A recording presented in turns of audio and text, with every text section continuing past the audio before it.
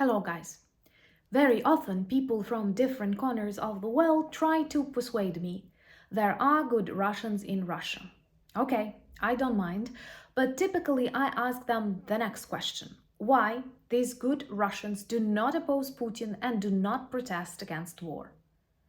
In 100% of cases, I will receive an answer: because it is dangerous to protest in Russia and they can get killed. Well, since the start of Russian war in Ukraine, 300,000 Russians were killed here. My name is Anna, and I vlog daily from Ukraine since the start of the brutal Russian invasion. So if you're new to the channel, you want to receive updates from my country from an ordinary Ukrainian perspective, and you support Ukraine, please subscribe and help us fight informational war. And my longtime friends, check your subscription and hit notification button.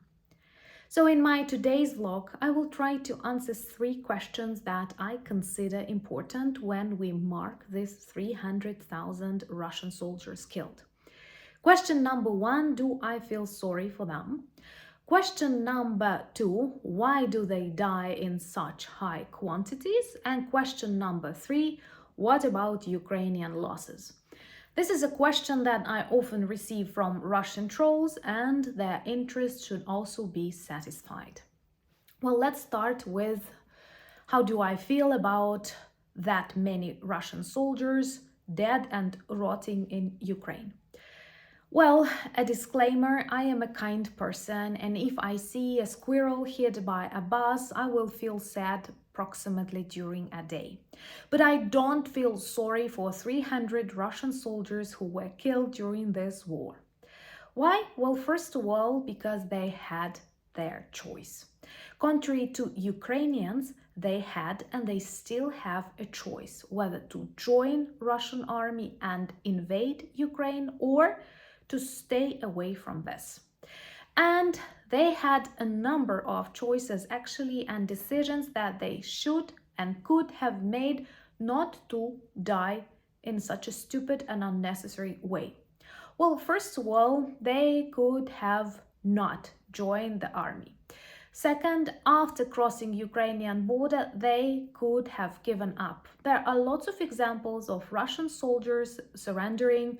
We have even an example of a Russian pilot giving up and together with his helicopter, which is a beautiful example.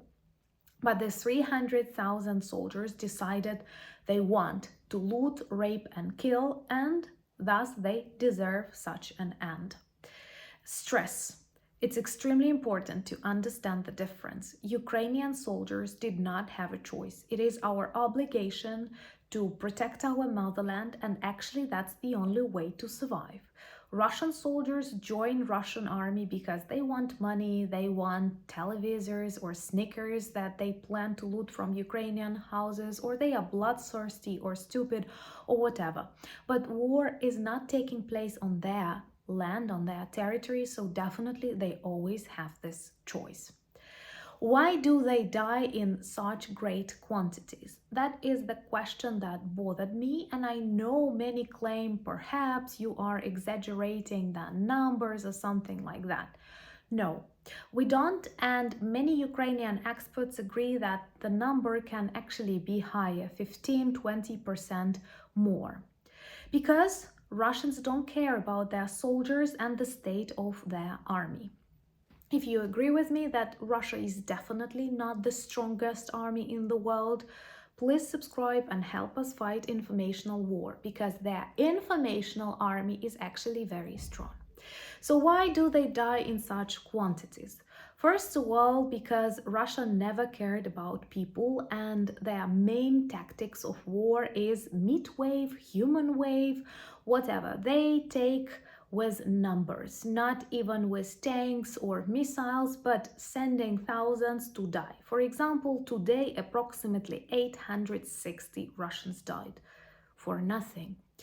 Also, they do not supply them with things they need. They don't have normal health support.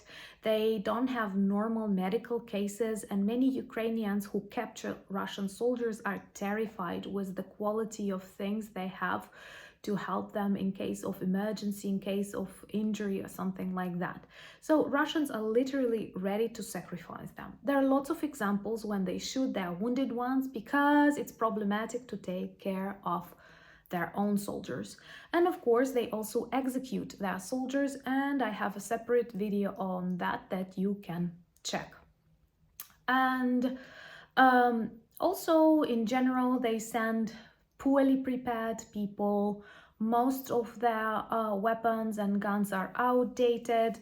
And once again, they put all the effort in the numbers of people that they are ready to sacrifice. Question about Ukrainian losses. Of course, they are great, surely not that great as Russian.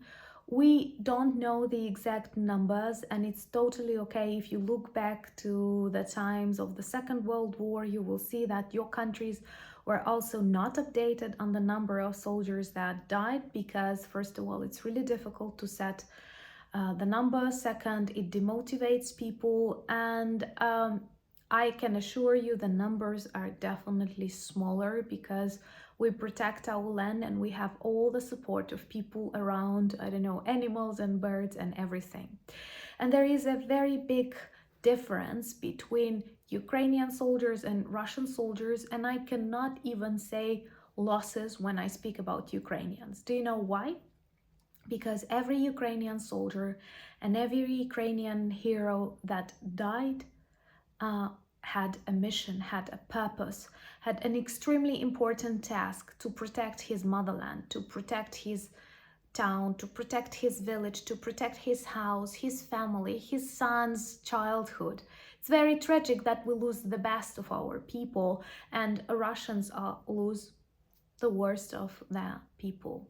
And actually, this is another idea for our video. Let me know, would you like to hear something more about that? Because often in Ukrainian media and already in European media, I come across articles that describe how Russia treats national minorities and indigenous peoples in the army, and they actually use this war as ethnic cleaning, because Russia is truly a racist, fascist state. Hope YouTube algorithm won't sneeze from me pronouncing these words. So there is a huge difference between Ukrainian soldiers and Russian soldiers, and they can never be compared. And I'm very grateful for the support and understanding that you demonstrate. Let me know what are the other topics you would like to hear in my videos. Thank you so much for buying me coffees and becoming my patrons. Subscribe to my Instagram, Threads, Discord, and Twitter, and check our merch. All the links that you might need are in the description of this video. But most importantly, thank you for standing with Ukraine. Slava Ukraini!